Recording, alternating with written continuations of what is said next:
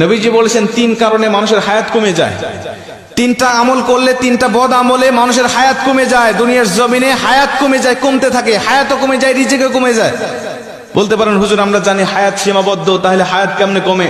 নবীজি বলছেন, বুখারীর বর্ণনায় আবু হুরায়রা রাদিয়াল্লাহু তাআলা হাদিসটা বর্ণনা করেছেন, মানুষের কিছু নেক আমলের কারণে হায়াতের মধ্যে আল্লাহ বরকত দান করে, আবার বদ আমলের কারণে আল্লাহ পাক মানুষের হায়াতের মধ্য থেকে বরকত ছিনিয়ে নেয়, ওই মানুষটা দ্রুত দুনিয়া থেকে বিদায় নিয়ে চলে যায়।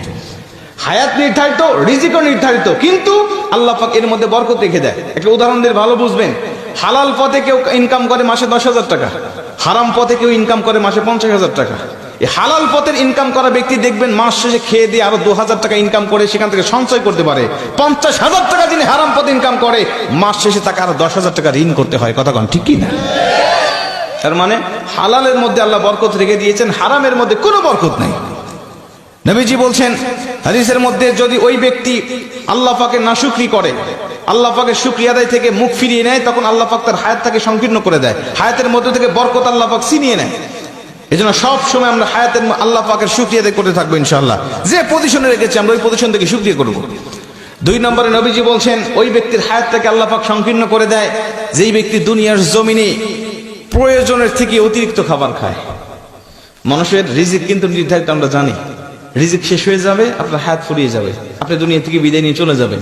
একটা দানা যখন আপনার জন্য আর পৃথিবীর এই প্রান্ত থেকে ও প্রান্ত ফেরেশতারা খুঁজে পাবেন না, আপনার রিজিকের ব্যবস্থা হবে না, সেদিন মালাকুল মউত আপনার কাছে উপস্থিত হয়ে যাবে।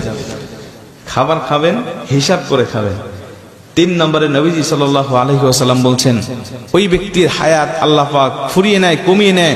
ওই ব্যক্তিকে আল্লাহ পাক দ্রুত তার হায়াতের মধ্য থেকে বরকত আল্লাহ পাক ছিনিয়ে নেয় যেই ব্যক্তি আত্মীয়তার সম্পর্ক ছিন্ন করে ফেলে।